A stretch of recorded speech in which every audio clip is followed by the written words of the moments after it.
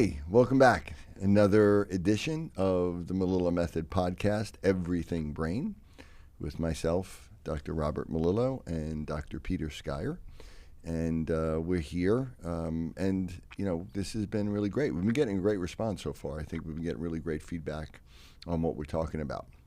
Yeah, I mean, a lot of people are coming out of the woodworks and saying that these topics are really interested in, and they want to see where we're going next. So. Yeah, which is what we figured. The reason why we're doing this is because there's so much information that we have, and there's so much misinformation out there.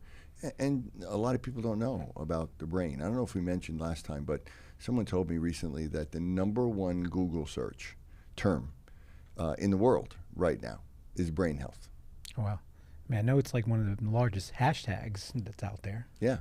So it is, you know, one of the things that's resonating with people. When you talk about brain health, again, most of it is, you know, really kind of not really about the brain. It's really about the gut, or it's about other things. But when we talk about brain health and how the brain works and how the brain actually regulates the body, you know, that's what we talk about, I think, at the deepest level. So there's a lot of people out there that are interested in it. So I'm really excited where I think we're going to go today. I want us to talk about, you know, the excitement over the new book. Yeah. I mean, the new book's been out, you know, a couple weeks now, and you know, it's growing on the Amazon level numbers of where I think, like, the day it was released, it was under 10,000 in terms of the amount of books out there. So tell us more about what you've been up to. I know you've been doing some podcasts regarding the books and some videos. Yeah, you know, it's so cool to think 15 years after the first one came out that a new edition is coming out, and it's more popular than when it first came out or any other point, right? So this is the third edition, and the interest over it is huge right now. I mean, we're getting a lot of feedback. I mean, our social media is blowing up. And as you said, on Amazon, it's really, right from day one, was really very high. Give people context, I think at any given time there's about 1 million books on Amazon. If you're in the top 100,000, you're pretty good. And if you're in the top 10,000, you're doing really well, and you're guaranteed to be at the top of different bestseller lists. Yeah, I think in one category, I think in the learning disability category, both books, actually, the second edition and the new edition, were in the top 20 in the category for learning disabilities. Yeah. At one point in the bestseller list for autism, I think it was number 3. Oh, wow. And so, you know, that's pretty good. And, you know, the fact that there's this much interest in it and, you know, it's growing is great. It just, again, shows that this is resonating and that we keep on refreshing it too. So, you know, there's a lot of new information in this book. Anytime you do a new edition, you have to have at least 25% new material. And I think we have more than that, probably 30-40% more new material in there. And I think we've given people a lot of what they really want of late, because, you know, like where we've been going over the past few years is really looking especially at retained primitive reflexes. And, you know, a lot of people don't know much about that and how important it is. And we've really highlighted that in research and its relationship to motor development and all those things that people don't really understand that are really key features of you know, development of the brain itself, and also really one of the main causes of why we have these developmental imbalances. What I also liked was the fact that you took right out of the gate the whole change in the milestones from the CDC that happened several years ago, and the blowback that came back on them from, you know, many people in the disciplinaries of childhood developmental disorders. So why don't you talk about that, about, you know, that importance of making sure parents understand these critical milestones that you still believe are essential indicators of whether or not the brain is actually developing in the sequence it should early on. Yeah, you know, I refer to it as the brain developmental blueprint, right? That there's a blueprint to how the brain is supposed to be optimally built. And I think that's what we all want for our children, is to have their brain be optimally built, to have them become the best version of themselves, right? We don't want our child's brain to be built in a mediocre way. So it's like I say, you know, there's a blueprint, and it's, you know, most blueprints are pretty. It's not like, you know, when you're building a house or a building here in New York City, they're going to give you a blueprint and say, hey, these are just suggestions on how you should build it. You know, it's really specific. It's like if you deviate a little bit here, this building may collapse on somebody, right? And that is true with brain development. And you would think that the brain is probably one of the most complex things we know of in the universe. Really, it's even as complex as the universe itself. And you would imagine that it's pretty specific instructions that go along with building the brain. And, yet over the years, it's become looser and looser and looser to the point where, like you said, right during COVID, which wasn't coincidental, they came out with these new guidelines, where they expanded it out and actually even said that crawling wasn't a milestone anymore, which is pretty insane. And almost anybody, I didn't meet anybody that went, oh yeah, that makes sense. Anybody, if you told a parent, they were like, what? Any other doctor, they were like, what do you mean it's not a milestone anymore, right? So what we've been doing and what we see is that there's been this normalization of pathology where, the rationale they used to make crawling not a milestone was, well, when we look at children now, more than 50% don't crawl normally. So therefore, crawling is not normal, right? That's the rationale they used, which was just a statistical analysis, which, has no sense whatsoever, but it's, people that just look at data and just look at, well, the statistics say that if we're looking at a normal curve, it's not normal anymore, so therefore crawling isn't normal, so therefore crawling isn't a milestone, right? When you use logic like that kind of left brain, but it doesn't make any common sense, which is the right brain. We have too many people where, not having any common sense anymore. All those number crunchers, right? Yeah, and it's just, and again, they don't really know anything about brain or brain development. They're just looking at statistics, or the idea that we don't want to make people feel bad, or we don't want mothers to be stressed out, but parents, what they want is they want real information. They don't want you to coddle them. They want you to tell you the truth, like what's going on. Is my child developing properly or not? If not, then tell me. But they don't know what to do about it, and that's kind of the biggest issue. Yeah, so when we talk about the lack of the development of the crawling, but it's really more so about muscle tone and the development of these vestibular mechanisms that should be coming online early on in that developmental period between, let's say, 0 and 6 months. And those are really initiated by these primitive reflexes that you've been studying for 20 years now. Yeah, right. It goes back to how is the brain actually built, and why are these milestones important? What is actually happening during that time? It's not about just saying, oh, well, they're there. It's about, if you really understand the way it's being built, you would understand that. And we know that, brains evolved on this planet because a living thing moved under its own power, that if you're a plant or something that doesn't move, you don't need a brain. So we know that brains are also what are initiated by movement in childhood. And movement is the thing that drives brain development. And we know that human brains are basically the most immature brain at birth because we, of all primates, have the largest brain per body size. But because we're bipedal, we also have the smallest birth canal. So there's this conundrum. We have this small birth canal, but we're going to have this really big head. And so it's like, okay, and most moms, I think, would agree they wouldn't want the head to be any bigger before it gets out. So the head in humans has to be restricted. The brain, the biggest organ we have in our body, it needs to be restricted before birth. And it also means that there has to be some mechanism of saying, well, when can I grow? Like when should we really start getting the brain to grow? We have to know when we're outside the womb. And so when we're outside the womb, what's the difference between inside and outside? Inside, you're covered in this fluid and you really don't have a lot of sensory input as much.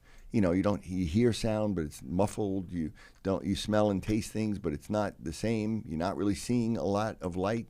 So when you're born, you're bombarded by all these senses. And these senses then bombard the brain and literally turn on the genes that get the brain to build. But to really maximize that, we need to move. But the brain is so immature in humans that they don't have any volitional control over movement. So how do they move? And they need to move to build the brain, but they don't have the area of the brain or the motor cortex really developed to be able to do that.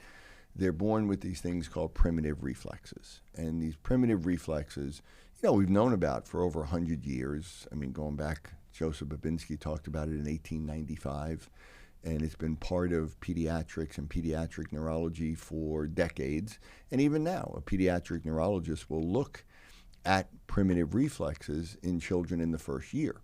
The controversy comes in, and I think really the new information that we're creating is around, the concept of retained primitive reflexes, meaning do these reflexes go away? In traditional pediatric neurology, they assume 100% of the time, without fail, these primitive reflexes go away. And what others have been talking about for years, and what we've really been able to show in our research, is that that doesn't happen. And in many cases, and I think in growing cases, we see more and more kids that have retained primitive reflexes. And if you don't get rid of them in the first year, you never get rid of them. And that is a key feature because it interferes with movement. So the primitive reflexes that we're talking about the reflexes, let's say like the asymmetrical tonic neck reflex and the tonic labyrinth reflex and the symmetrical tonic neck reflex. These are reflexes that are tied to the muscle system and the vestibular system, and also coordinate ocular motor function or eye movements. And then we have other specific reflexes like the snout reflex and the rooting reflex and the palmar reflex that do very specific things. So why don't you elaborate a little bit more about where those reflexes live in the brain, and if they are retained, what's happening in terms of the lack of function? Yeah, that's a good point, because that was really one of the main questions we asked in our research. One, we proved that these reflexes can be retained beyond one, but then the question was, so what? What does it mean, right? Does that mean anything? And so we really showed that it does. And so when you look at the brain being built, the brain is built from the bottom up. So it's like building a building. This is how I explain it to parents or people. And the bottom of the brain is the medulla, and then the pons, right? Those are two areas. And that's where a lot of stuff is in that area. Yeah. And when a baby's just born, that is the area that's on. And in that area are other important nuclei, like that regulate heart rate and digestion, and ultimately also regulate immune system, so the autonomic system. So the medulla is where most of these reflexes really come from, and it makes sense because they're the first type of movements, and so they're in the brainstem. We have these reflexes that will allow for really basic, simple movement, motor activity, that will then engage the senses. And so it takes place in the medulla. And the medulla needs to be solid, right? The foundation of the brain needs to be solid. And to be solid, it means that it has to mature fully. And so as the brain is maturing, the reflexes should become inhibited, and then the brain builds in stages till literally the brain grows, and then it comes down. So that's called bottom-up development, and then that leads to top-down regulation. And that needs to happen on the right brain and the left brain. So going up and going down, that's called vertical integration. Going right and left at the same time, that's called horizontal integration. So these reflexes are in the lower part of the brainstem, and they're really there even before we're born. And they're there to really create these simple movements that first allow for them to literally birth themselves. So like the asymmetric tonic neck reflex that you mentioned, if a baby turns their head to the right or even in the womb, then what happens is it causes an extension of the leg and the arm on that side of head turn, and flexion on the opposite side. So this is perfect for the baby to twist down the birth canal to the right, which is what they're supposed to do to get themselves in position. And so then once they're in there, now they have to push out through the birth canal. So they have the spinal gland, which are these reflexes along the spine. If you stroke it in a baby, they will literally flex to the side. And what that does is helps them push through the birth canal. And then there's something called the tonic labyrinthine reflex, which is a reflex that in an infant, if you bend their head, their whole body collapses, almost like a puppet on a string. And then if you extend the head, it straightens up. So literally as they come through the birth canal, as their head starts to pop out, their head will go into extension, and they literally shoot themselves out of the birth canal. Now, if they don't go through the birth canal because of C-sections, which we see more and more commonly, they're not using those reflexes. And the point is, and the principle is, that you need to use the reflex to get you through a certain stage of development that then creates a certain level of feedback that grows the brain and then grows the next layer. And then we have another type of developmental milestone that we're supposed to meet. and that represents other reflexes. And we go through these stages, and it becomes a little bit more and more complex. And so these reflexes then, once the baby's born, then that same asymmetric tonic neck reflex is going to help them eventually roll over around 3 to 5 months.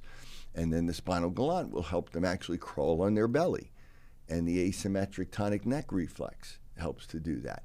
And then eventually they get up on their hands and knees, and they start to rock. And they do the symmetric tonic neck reflex. And when they do that, that inhibits the tonic labyrinthine reflex, right? Because it does something different. And then, baby should be sitting up around that time, and then they should crawl for a couple of months at least. And then they start pulling themselves up, which is called a hands pulling reflex. And then they walk along the furniture. And then right around 12 years, 12 months exactly, they should walk, and they should be saying 3 to 5 words. And they should have really good eye contact, and they should be pointing. They should be having joint attention. All of that should happen at that point. And then at that point, all the reflexes should now be integrated or inhibited and gone. And now that allows for more complex movement, which allows us to build a more complex brain. And that's the way it's supposed to go. And if it doesn't happen, if the reflexes don't go away, which we showed happens like in cases, let's say with autism, 100% of the time they never go away. And if they don't go away, what we've been able to show is that it keeps the brain in a more immature state, and it keeps the movement in a more immature state. And since movement is what drives, there's a saying in science, simple movement, simple brain, complex movement, complex brain. If we keep the movement simple because we haven't got through the reflexes, then we're going to keep the brain simple and less complex. And a less complex brain equals all the types of neurobehavioral disorders and mental health things we see throughout the lifetime. And one of the reflexes that's intimate to the ones you named off is the Maro Reflex, and the reflex that it can be initiated through the movement of the body and by activating the vestibular canals, or also by an auditory aspect. And that if that reflex is retained, we're looking at a more of a child that may have a lot more sympathetic fight or flight response, and when we get that sympathetic response, or we're dampening parasympathetic function, that especially in regards to vagal output and the relationship to parasympathetics to the GI system. So, that's why we see a lot of these kids have such immature gastrointestinal function. Yeah, and that's, when we look at what the problem is, we say the problem is there's, in almost every case, there's no injury, there's no genetic mutation, there's no pathology, there's no metabolic disorder. It is this brain staying in an immature state. So the brain is maturationally delayed, but then this leads to a maturational imbalance. And especially in the lower part of the brainstem, which is the foundation. And I explain it to people that if the reflexes are there, that means that foundation was never solid. It was never fully built. So therefore, anything on top of it is not really solid or stable. And so we have to go back and we have to get rid of these reflexes. And if they're there, then this whole area is immature, and everything in there is immature. And as you said, part of development is baby, when they're born, their sympathetic or fight or flight system is online, right at that point. And their parasympathetic, which is called their rest and digest system, is not and won't be online really till more towards the end of the first year. And so what happens is that as that matures, that nuclei, that parasympathetic nuclei is maturing. So as the reflexes go away, the parasympathetic or vagal system actually comes online, and now it starts to inhibit the fight or flight. That changes our whole digestive system and prepares us for solid food and all of that. And it also, calms us down and allows the baby to sleep through the night and eat solid food and have normal poops and everything like that. But also, we know, as you talk about all the time, it also has influence on the developing immune system. And, these are key things. So if the reflexes don't go away, what it signifies is that the brainstem isn't mature, and that means that these kids are going to be in a sympathetic state. And so they're always going to be, their heart rate's going to be fast. They're going to be hard sleeping. They may be constipated. They're not digesting food. They have a leaky gut. And, they may not sleep at night. And also they may have chronic inflammation. And over the years, what we've noticed when we're testing these reflexes, and what you've seen even in the research studies in your lab, is the asymmetricalness to these reflexes. For example, the Binsky, that you may see an upgoing toe more on maybe the left side versus the right side, or let's say the same thing with a palmar reflex, and then we may see a difference in that. And that's a key difference from how you go about your perspective of looking at this brain asymmetry as opposed to other people that may be traditionally testing these primitive reflexes. Yeah, and that's, one of the things, I think the biggest thing about the new book is that we really went in detail in chapter 13, I believe, that really teaches people, not just for children, but also for adults, to how do you check for primitive reflexes. If you were going to assess your child, or if you're going to assess your spouse, how do you do that? I also have an online ADHD adult program that we have videos where we teach people how to do that. And, that's the whole thing. So anybody out there wants to know, we're talking about you can test for these reflexes. We have tools in the book and online that they can go to, that they can actually learn how to do it on themselves. And it's shocking in many cases because, like when I teach a course, I'll have adults in the audience, and most of them doctors or therapists or PhDs. And what we'll do is we often start with, does anybody really jump when they hear a loud noise? Yeah. So if you're out there and you know that if you hear a loud noise, you jump all the time, and you startle really easily, that's the Maro reflex that you just mentioned. Yeah, I mean, over the 20 years that I've been, sitting in classes with you, anytime you pulled up, 10 adults out of the audience, I would say maybe 80, if not 90% of those adults had at least 2 to 3, if not 4, retained primitive reflexes, and in some instances, probably maybe 30, 40% of them had almost all of them retained. And again, these are professionals. These are people that have gone on to their basic 4-year undergrad work. Now in graduate school, you've had doctors that have been postdoc doctors, multiple PhDs, and you've had in some of your European lectures, and you're finding these dramatic primitive reflexes. And then when you do their history on them, you hear about their developmental challenges that they had.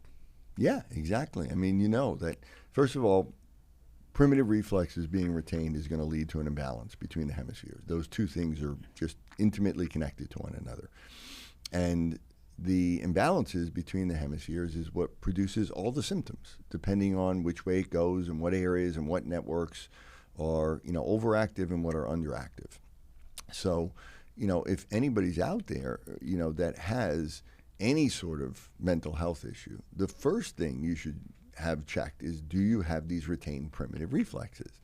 And if a lot of this goes back to childhood, then there's a good chance that you do. And also, if you've had things like chronic digestive issues or other sort of immune issues or eczema, or other types of problems, then it probably goes back to childhood. But as we always say, the people that are most gifted in an area of the brain, that are most talented, that have stronger areas, are the more likely to develop a vulnerability on the other side, and therefore an imbalance.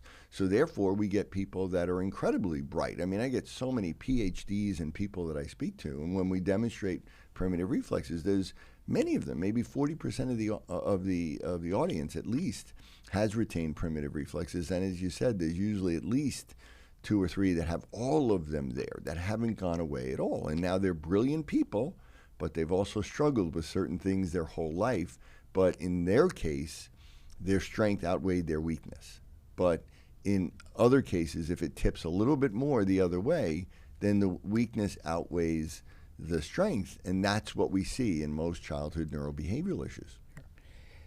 Let's concentrate on another specific reflex, the Binsky reflex. We commonly see it, when we stroke the bottom of the foot, and all of a sudden we get an upgoing toe, and maybe potentially the fanning of the toes. What's its role?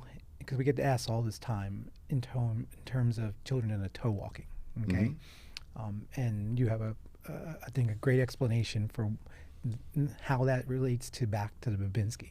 Yeah, well, first of all, we know, as we said, a lot of kids, probably at least 85% of the kids we work with, maybe more, they don't walk on time. they're walking late. And to me, late is anything beyond 13 months, right? If they're not walking by the end of 13 months, they're late. If they're walking before 11 months, they're too early. Either one of those things is not good. And so, what we see is the Binsky is the last primitive reflex to go away, and it should go away equally on both sides at the same time. And that what you're saying is that Binsky reflex in a baby, if you stroke the bottom of their foot, their toe is going to go back and flare. But to walk, we have to push down.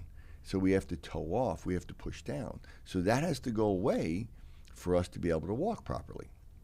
And so one of the reasons why they might be delayed or have trouble walking or be unsteady early is because they're not going down. And so every time they're rolling their foot is flaring up. And so that they're not stable. And then, what we see is a lot of kids actually are toe walkers. And so, where does that come from? And a lot of people, they'll go to an orthopedist or they'll go to somebody who says, well, this is an orthopedic problem, and they have too much muscle tone of their foot. And that's not true. The problem really is more about their spatial awareness. It's really about where they perceive space. One of the importance of movement, and as you said before, there's these three systems. There's the spinal, postural, core. That's really like a rod that is like the foundation of movement. And the spinal muscles are the engine that all movement really stems from. And that needs to be balanced, and it needs to be strengthened. It needs to be balanced right and left and front and back. And then that leads into the development of the vestibular system, which is about, balancing the head and then the eyes in the head, and then the oculomotor system. And those three systems really form a foundation of the two sides of the cerebellum and two sides of the brain. And that movement, that balance of that movement is really critical. And if that's not happening, if a child isn't moving or if there's asymmetry, then that is a sign that there's something happening with the balance of development and the balance of the brain. And that's where we need to intervene first to change that. And especially when we're talking about a child having a retained asymmetrical tonic neck reflex, a symmetrical tonic neck reflex, and a tonic labyrinth reflex, because these reflexes are hardwired into those vestibular nuclei that are in the brainstem, giving feedback from the canals, the different vestibular canals, and we have those three pairings of canals, the horizontal canals that allows us to move our head in a rotational way in a no-no position, and then we have our posterior and anterior canals that are going to allow us to move our head in a yes-yes position. So they're constantly feeding back orientation. But then there's also another important part of our inner ear dynamics, our otolytic system, that is going to allow us to actually have linear translational capabilities. So, when we're looking at those children that have maybe these toe walking mechanisms, not only is the Binsky in play, but also we're also talking about, again, the retention of those vestibular-based reflexes and maybe even the otolytic immaturity. Right. So again, the main nuclei for the vestibular system is in that lower brainstem. And so again, if the reflexes don't go away and if that area hasn't matured, then the vestibular nuclei don't mature. And another area that's really important to that is called the cerebellum. And so what we see is that if they don't mature, then that isn't really registering input. And what we see is we can have some kids that literally will spin them in a chair 100 times and they don't get dizzy. And parents will say that to us. My kid will spin all the time and they don't seem to get dizzy. I mean, we can spin them. They walk up in a chair and walk away. How could that be? What is happening? I mean, their inner ear is fine. But when it comes to getting the signals into the brainstem and registered, it's not registering. And then the final processing of that information is in that right parietal lobe, insular cortex area. And so what we see is all of this has a lot to do with what we call proprioception. And so one of the purposes of the feedback from the muscles, especially our spinal muscles, and then the vestibular system, is that it literally creates a map of our body in our brain. As we move through the world, we're creating a map and saying, okay, this is what our body, where all of our body parts are. And we have a whole map on the right side of the brain, and we have half a map on the left side of the brain.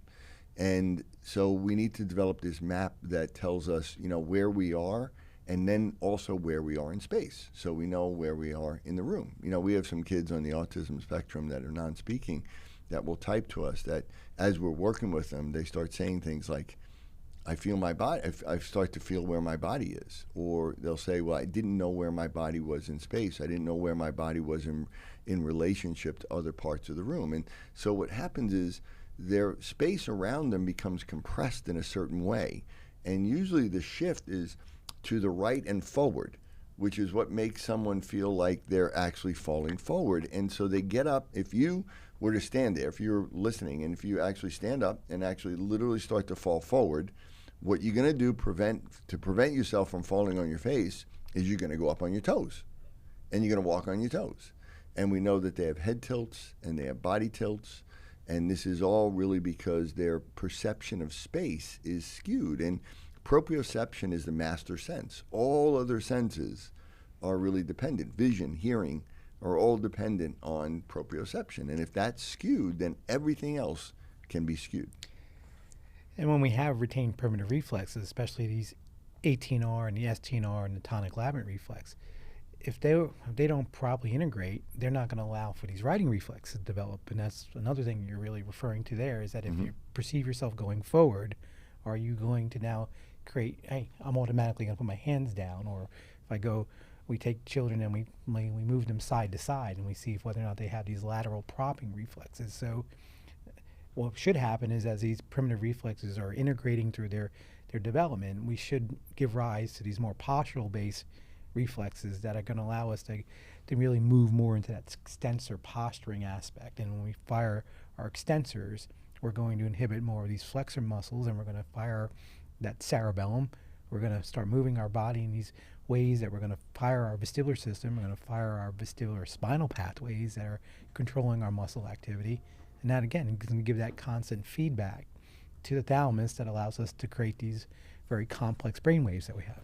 Yeah, and that's why our brain is so big, and it's tied into bipedalism, right? Because standing upright and walking upright is really hard to do. No other animal really does it anywhere near like we do. And all of that is achieved because of that delicate balance and our body ability to perceive where it is in space, and the balance of muscle tone that allows us to do that, and where our inner ear is constantly giving signals, and that's moving our eyes, and our eyes are giving us 3D vision because we have two eyes that give us what's called stereopsis, so we can see where we are in space. But even if you close your eyes, you shouldn't fall down.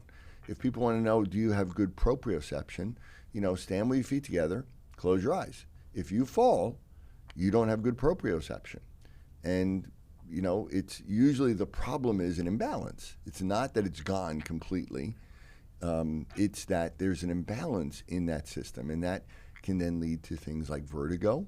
If anybody's ever suffered from vertigo, it can be terrible, right? And we know that that's an imbalance in the inner ear or the firing within the brain or the brainstem. But even just from a sense standpoint and muscle tone standpoint and regulating where we are in space.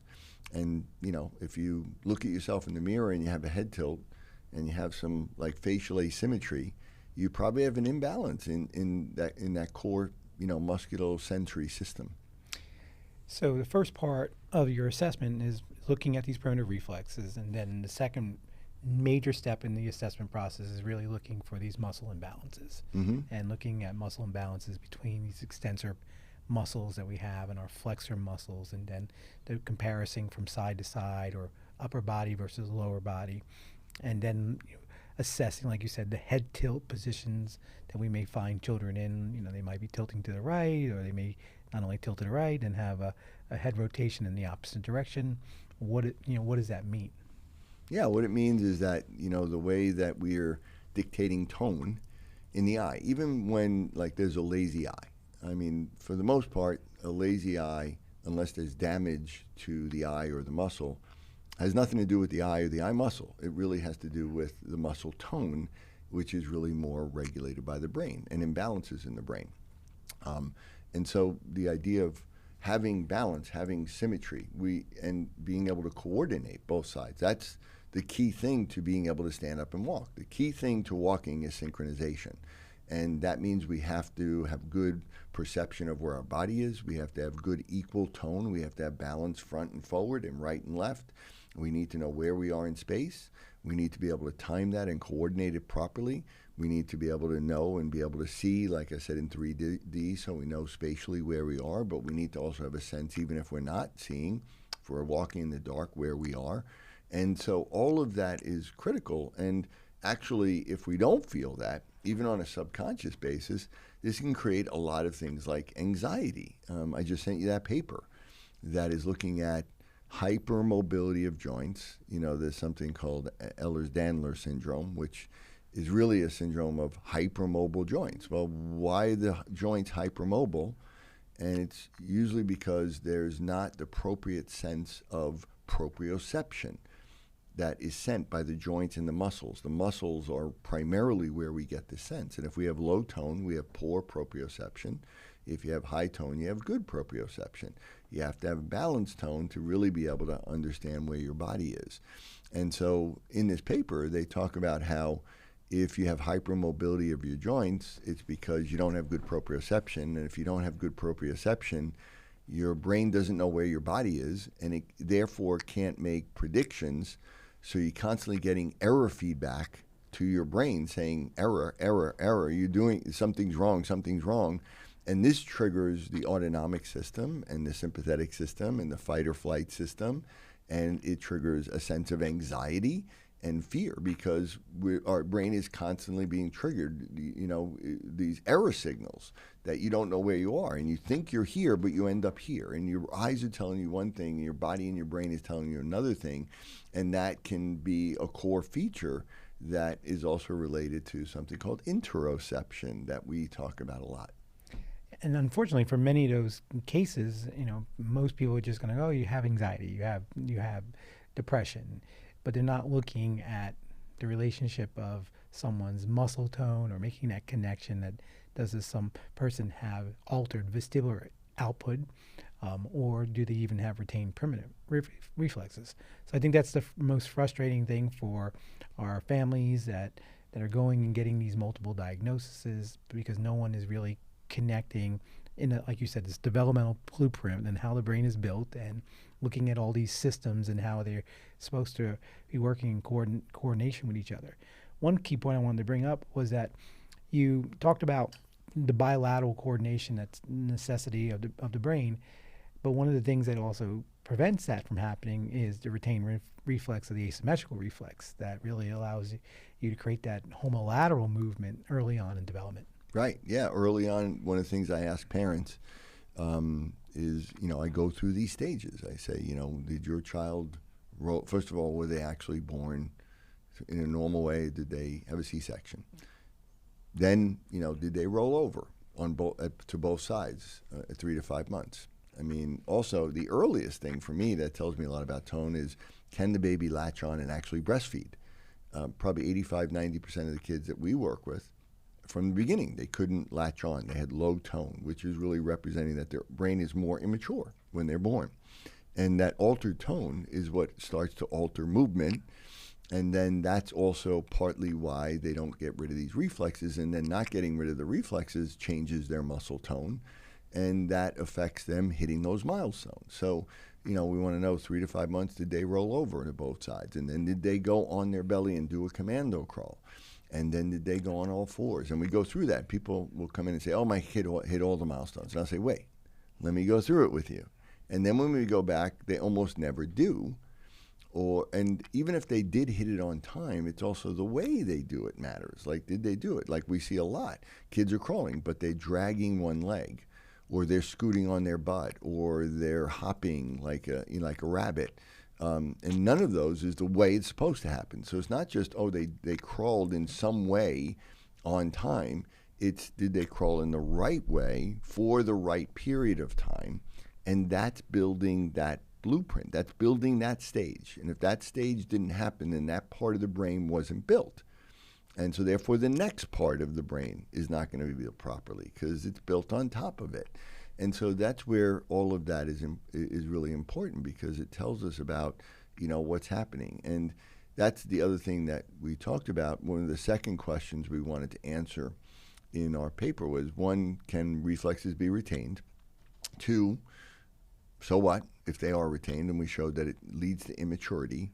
But then what nobody had looked at before I mean, it's in the literature, people recognize, but no one ever even attempted to try to explain it, was what happens when we have asymmetric retained reflexes, meaning that, if a baby drags one leg and one arm isn't moving, what does that mean? It means they have this retained asymmetric reflex, meaning it's different on one side versus the other. Because when the reflexes go away, they should go away on both sides at exactly the same time. And so what does it mean when you see more of a reflex on one side or the other? And what we showed was it means is that there's a maturational imbalance. So there's not just a general delay in development of the brain. There now is an imbalance where one side of the brain is actually maturing faster than the other. And this asymmetry is what leads to this imbalance, and the imbalance is where all the symptoms come from. And that's the main issue. And so you have to get rid of the reflexes to correct the imbalance, but you're not going to be able to get rid of the reflex if you don't also correct the imbalance. So those two things are intimately tied together. And to me, if a child is being treated, or even an adult with any issues, and you're not looking at those two things, you're not getting to the core root problem, and you're never going to really, make this child meet their full potential. You're never really going to get rid of all these symptoms. You may manage it a bit, you may reduce it a bit, but you're really not getting to the core root problem. So let's talk about how we even go about rehabbing some of these primitive reflexes. So we've talked about the Binsky, and we stroked the bottom of the foot, and we get a flaring of the toe and the flaring of the big toe and the toes themselves. So one exercise we can simply do is actually just do that same response, so that we constantly just stimulate the bottom of the foot to see that if we do it over and over and over, do we get a little bit of a decreased movement or a crawling of the foot. And the more we do it, the more we're building those pathways from the lower part of the brain, stimulating the upper part of the brain, because ultimately, as it's the upper part of the brain at the frontal lobe, it comes down through the corticospinal pathways that are going to come into the spine and the brainstem and ultimately inhibit these reflexes. Right. Yeah, so that's the biggest difference, I think, in my previous book and previous approach. Before, the only approach that people would talk about to remediate these reflexes or to integrate them was to do exercises. And these exercises were supposed to primarily reproduce the movement. So if the Maro makes you go like this, you do a starfish exercise, which is where you're doing that. And so there were these exercises that were really out there, and they were like the only ones that anybody did. So that is what was being done. However, when I started really developing the Melillo Method and really working with children and kids that were really severely impaired, like non-speaking, and I really wanted to figure that out, these kids can't move their body. Yeah. They don't know where their body is. They don't have control over their body, and they have dyspraxia or apraxias, and they can't move on command, and they can't move volitionally, and the harder they try to do it intentionally, the more it shuts down. So how do you get rid of these reflexes if they can't do these exercises? Mm-hmm. And people would put them to the passive movements, but it didn't work. I tried it. It didn't work. I remember years trying that. So I said, all right, well, the point is we need to activate these reflexes over and over and over and over. And then when we do that, we create that feedback, and then it eventually inhibits them. So how can we do that? And I said, well, when I'm testing for the reflexes, we're activating the reflexes. And that's actually the most effective and specific way. So, what I came up with was that's what we're going to do. At the first level, we're actually going to stimulate the reflexes. And that does two things. One is it makes sure we're activating it because you can see the reflex. Every time you do it, bam, bam, bam. When you're doing the exercises, you don't know if you've actually activated that reflex. And then the other thing is, doing the exercises may take an hour and it's a fight. Yeah. This takes 5 minutes, and you can do it to anybody and any child, no matter what, at any stage. And so you can do it at a really high frequency. It's manageable, and the high frequency is what's needed to get rid of them. If you're not doing it a lot, you're not getting. It's like anything else. You need reps, and so that difference is the biggest difference I think in my work moving forward. Is that activating the reflexes and doing that in somewhat of an asymmetric way, And those two things, I think, have gotten results that, better than anything we've ever gotten before, and in all different types of cases and conditions. Yeah, I mean, I remember the old ways we used to do it. Like you said, and have these passive exercises, for example, like the lizard exercise that we do for the asymmetrical tonic reflex, and you're trying to get these children to lay on the ground, and you're trying to get them to create these movements of their arm and their leg, and to coordinate them, and they're not there developmentally to do that, and you're spending 2 or 3 people trying to make that happen. Where now we just simply put them in the same position that we would normally test them on all fours, and just start taking the head and rotating the head as many times as the child will allow us to do it. Yeah. So, and even if they can't get on all fours and they're infants, we can turn the head and it's going to stimulate the reflex. Yeah. So, working with that has really been really critical. And so, like I said, I think what people really like about this book, and why I think even a lot of people had previous book is getting the new edition, is because I've never gone into it as detailed.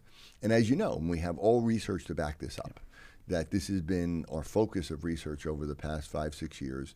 And we've published, as you said, more than just about anybody right now in the area of these retained primitive reflexes and what's happening. And we're the first ones, I think, that have ever done a age-match controlled, randomized, double-blind study published in some of the top journals in the world, like the British Medical Journal.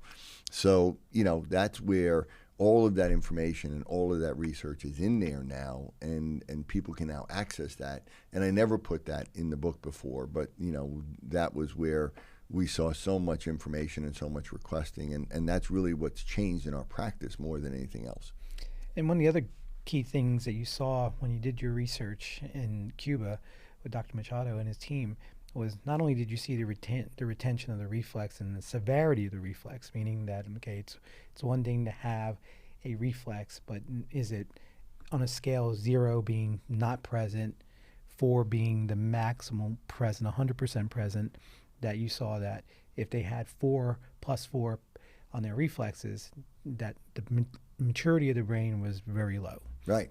And then when you actually went and did the QEEGs, you started just seeing so much of the slow brain rhythms, especially in these older children that should not have slow brain rhythms when they're awake and trying to do some type of cognitive task.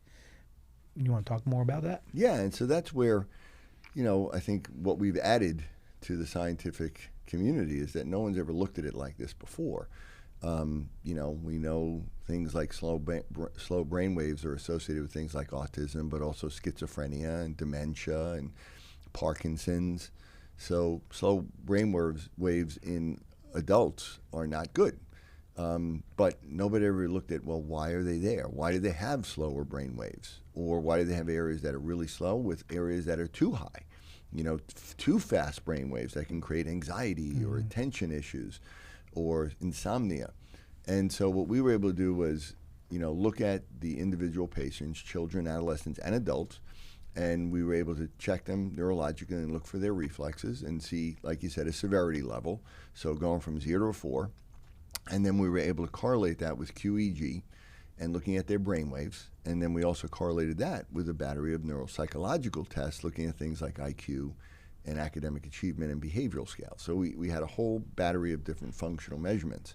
And what we were able to show is that when the reflexes didn't go away, the brain was in a more immature state. When it was asymmetric, we saw that it was in an unbalanced state.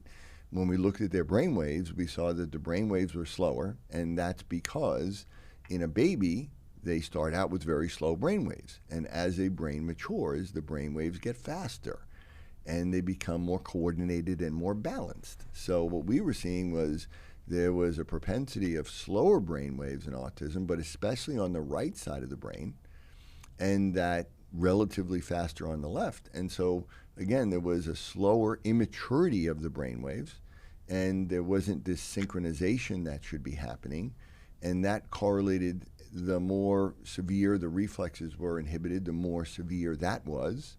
And then that correlated with their performance on different cognitive or academic or behavioral scales, so that they had worse performance because their brain was in a more immature state. And then we showed on the reverse that when we simply, taught the parents how to stimulate their child's reflexes over and over with a simple thing like a paintbrush, right? and then gave them something that would stimulate only the right side of the brain. So we gave them a little TENS unit, a little electrical stim unit that they could put on their back and just have it stimulate the right brain. Those two things together, we showed that in 12 weeks, we could get significant changes in not only reduction in the primitive reflexes, so going from like a 4 to a 2 or 4 to 0, but we could also speed up the brain waves. And we had an increase in alpha and gamma rhythm, and gamma is correlated with cognitive ability and coherence in the brain. So when areas of the brain are really talking, they're talking with a gamma rhythm. And so that's the fastest brain wave. And then that correlated with an improvement in their behavior and their behavioral scales and their cognitive skills. And all of that in a significant level. And it just makes sense when you think about it. You kind of look back and go, of course. But you know, if you talk to people in the QEEG world, you know, or neurofeedback, they'll talk about slower brainwaves and faster brainwaves. But if you say to them, well, why are the brainwaves slow? They'll say, well, we don't know, but it's definitely correlated with symptoms. But if you think and you say, well, because the brain is immature. Immature brains are slower. And so therefore that, and how does that relate to the primitive reflexes being there? And how does that relate to immature skills on their academics? And how does that relate to, you know, also the way their body is being regulated, and the sympathetic nervous system is still online and their parasympathetic isn't. So it all really makes perfect sense. And we put that together, and no one's really put that together before like that. And I think it's really, you know, really monumental, because we're really talking about the core issue. But more importantly, we're also talking about a simple thing that we can teach parents to do, which is stimulate the reflexes, you know, 2 to 3 times a day with a paintbrush. Doesn't cost a lot of money. And then find some way, whether it's through tactile or vibration or whatever, stimulate that one side of the brain, and do that consistently. And you're going to completely change that individual's brain and trajectory in the course of their life. And I think that's the legacy of the book. I think ultimately, from the first book to this book, it's about giving a parent, what, $14, $15 to go buy the book. Yes, it takes some time for them to read the book and you know, digest the information. But if they can dig themselves into the assessment process, and if they were just to go through the primitive reflex assessment and understand that, okay, I got to look for these 10 primitive reflexes, and then I'm going to assess them, and I'm going to scale them. And now he's given me these simple exercises that I can do. How profound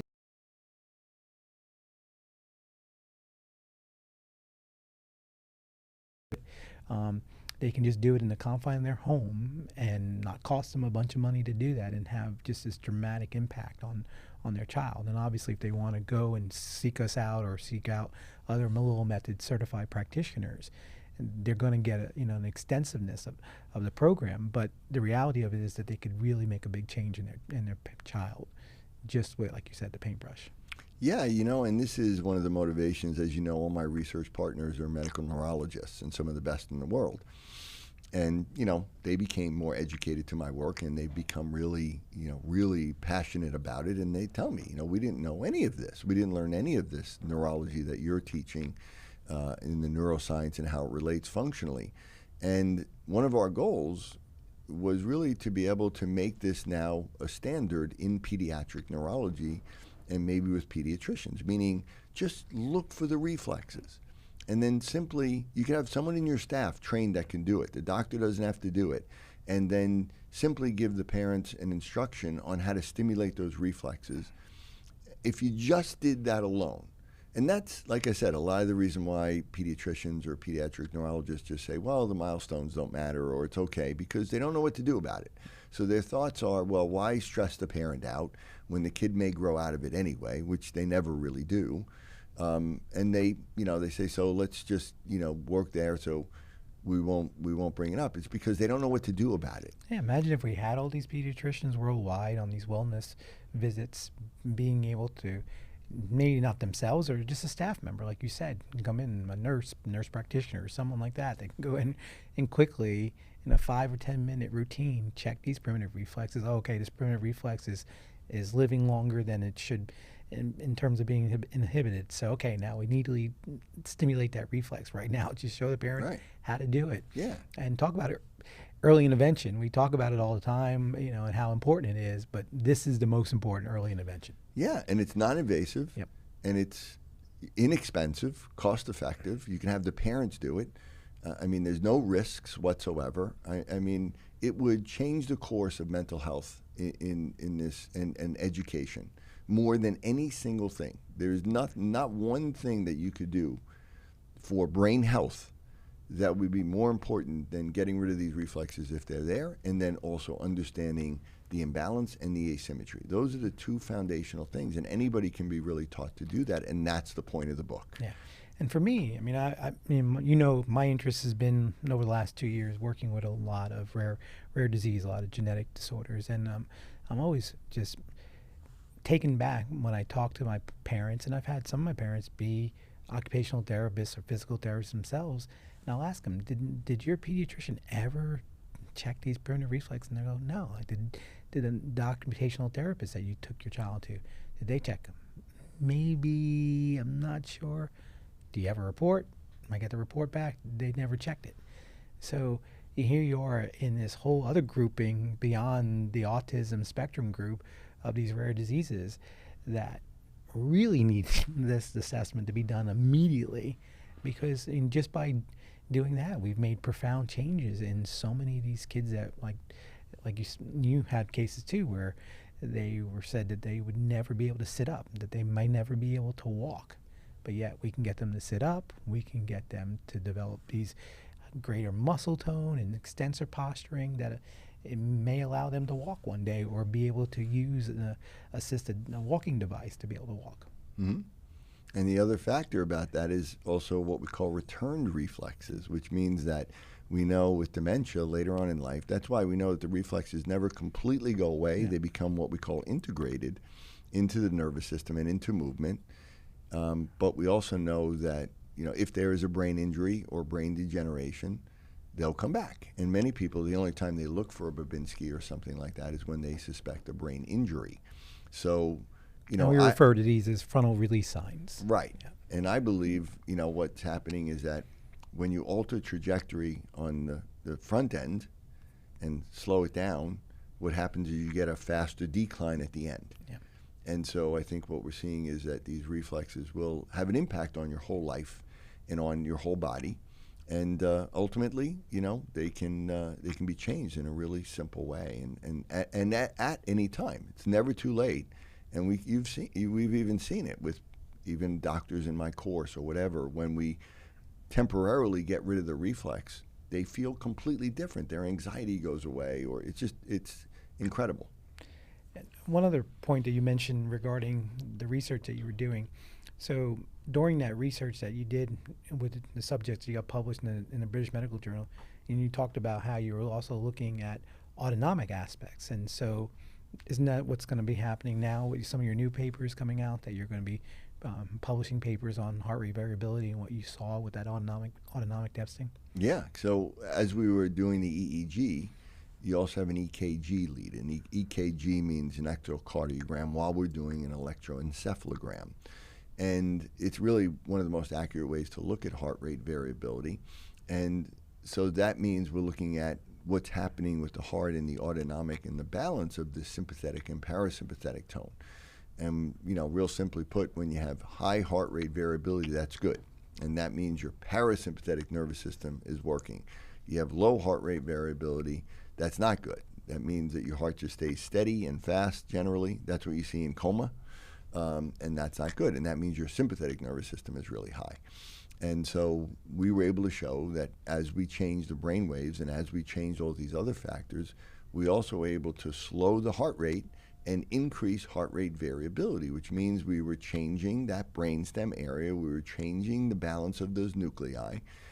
And that impact, something that we both want to do a lot of research on, because that is where the impact on the immune system and neuroinflammation and all of the, gut biochemical things or biomedical issues or hormonal issues or all of the issues, really, that's the foundation of that.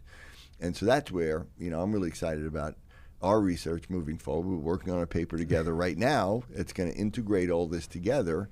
But yes, that heart rate variability paper is going to be submitted very shortly, and that should be coming out, and that really is, again, bringing it all together. So, in closing, for us, I think the biggest thing that we want to take away is got to pick up the book and start reading the chapter on the primitive reflex, and then be able to take your child through a primitive reflex evaluation. And if you determine that your child has these retained primitive reflexes, immediately turn to chapter 13 and start working on these individual remediation exercises of primitive reflexes. Yeah, I think, those two chapters, even if you read the book before, they're completely different. But then the other thing that resonates with people is when they go through and they read that right and left brain symptoms and the checklist, and they check it off and they go, oh my God, this makes so much sense. Now I understand where these symptoms all come from. So those two things are good. But yeah, so get the book. And, again, it's not just for children, because we get adults read it and they go, oh, that was me as a child. And I understand it now, because, as we said, all adult mental health issues now, we know, start in childhood. And they really are related to everything that's in this book. So, well, it was great catching up with you as always, and look forward to doing more of these episodes. All right, great. All right. Bye, people.